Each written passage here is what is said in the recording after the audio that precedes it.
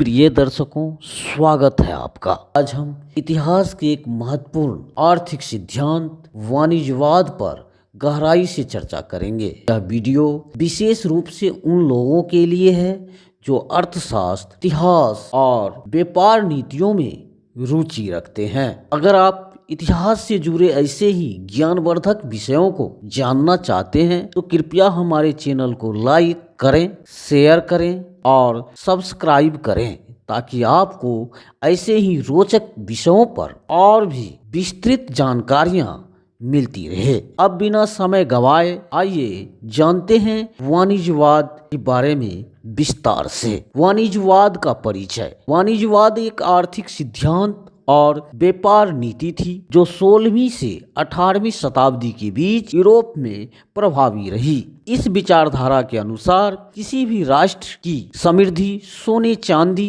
भंडार पर निर्भर करती थी। यह मान्यता थी कि किसी भी देश की आर्थिक शक्ति का निर्धारण उनकी निर्यात क्षमता और व्यापारिक अधिशेष से होता है।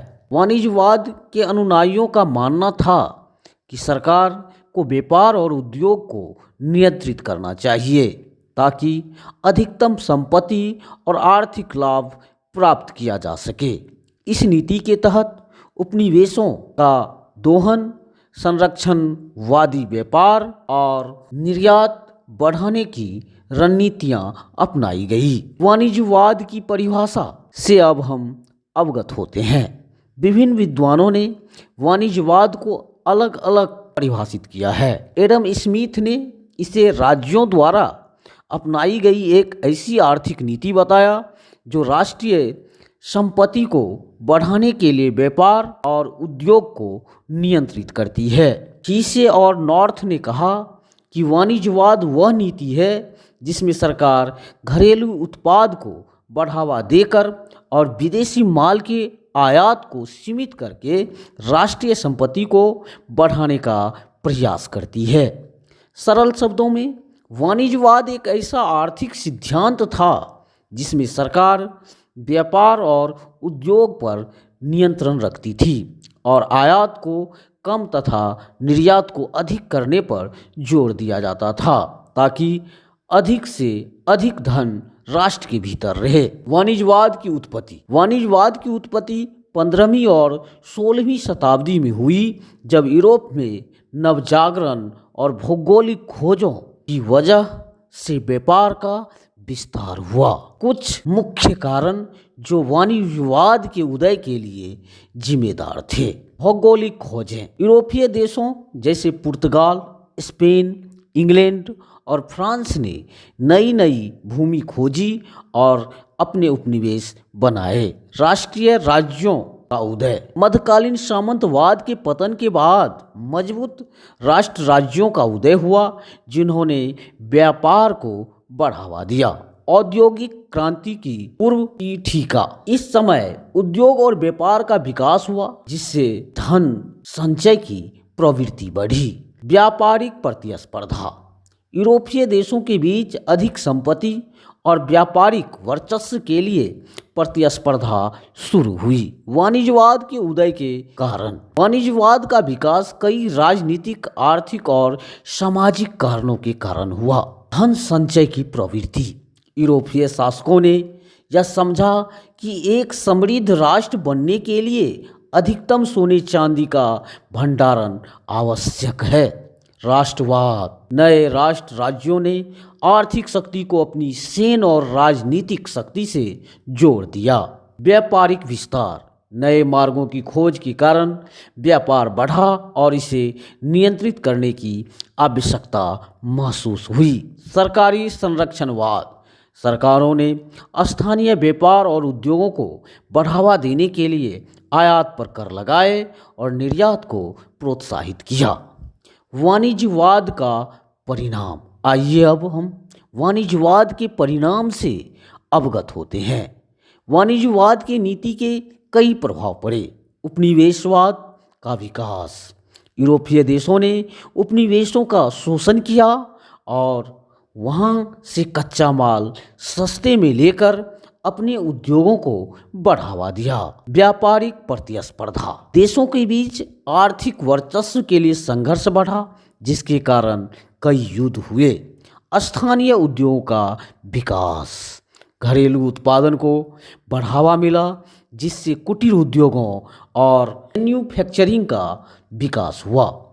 व्यापार असंतुलन, कई देशों ने व्यापार में नुकसान उठाया क्योंकि वाणिज्यवाद केवल कुछ देशों के लिए फायदेमंद था। वाणिज्यवाद की कमियां, आइए अब हम वाणिज्यवाद की कमियों को समझते हैं एवं जानने का प्रयास करते हैं।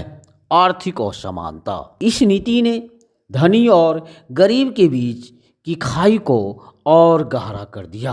अत्यधिक सरकारी नियंत्रण, सरकार का अत्यधिक हस्तक्षेप व्यापारिक गतिविधियों को बाधित करता था। नवाचार की कमी, इस नीति के कारण व्यापारिक और तकनीकी नवाचारों को प्रोत्साहन नहीं मिला। साम्राज्यवादी प्रवृत्ति, शक्तिशाली देशों ने कमजोर देशों का शोषण किया, जिससे सामाजिक और राजनीतिक अस्थिरता बढ़ी। वाणिज्यवाद का पतन, आइए अब हम वाणिज्यवाद के पतन के कारणों को समझते हैं एवं जानने का प्रयास करते हैं। 18वीं शताब्दी में वाणिज्यवाद की नीति धीरे धीरे समाप्त हो गई। इसके मुख्य कारण निम्नलिखित थे। उदारवाद का उदय, एडम स्मिथ और अन्य अर्थशास्त्रियों ने मुक्त व्यापार का समर्थन किया। औद्योगिक क्रांति, नए उत्पादन और तरीकों और औद्योगिक क्रांति, नए उत्पादन तरीकों और वैश्विक व्यापार के विस्तार से वाणिज्यवाद की नीति अप्रासंगिक हो गई। उपनिवेशों की स्वतंत्रता, अमेरिका सहित कई देशों ने स्वतंत्रता प्राप्त कर ली, जिससे यूरोपीय देशों का नियंत्रण कमजोर पड़ गया। वाणिज्यवाद का महत्व, वाणिज्यवाद के सकारात्मक और नकारात्मक प्रभावों के बावजूद इसका ऐतिहासिक महत्व बहुत अधिक है। आधुनिक अर्थव्यवस्था की नींव, इस नीति ने पूंजीवाद और आधुनिक आर्थिक सिद्धांतों का आधार तैयार किया। राष्ट्रीय नीतियों का विकास, इसने सरकारों को व्यापारिक और औद्योगिक नीतियां बनाने के लिए प्रेरित किया। वैश्विक व्यापार का विस्तार, दुनिया भर में व्यापारिक मार्गों का विकास हुआ, जिससे वैश्विक अर्थव्यवस्था को बढ़ावा मिला। निष्कर्ष, वाणिज्यवाद इतिहास की एक महत्वपूर्ण आर्थिक नीति थी, जिसने कई देशों की अर्थव्यवस्था को प्रभावित किया। हालांकि इसका अत्यधिक सरकारी हस्तक्षेप और संरक्षणवाद लंबे समय तक प्रभावी नहीं रह सका और इसे मुक्त व्यापार की अवधारणा से प्रतिस्थापित कर दिया।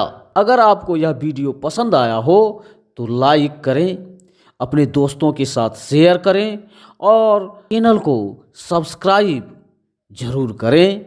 ऐसे ही ज्ञानवर्धक और रोचक विषयों पर चर्चा जारी रहेगी। आप लोगों को बहुत बहुत धन्यवाद। जय हिंद, जय भारत माता।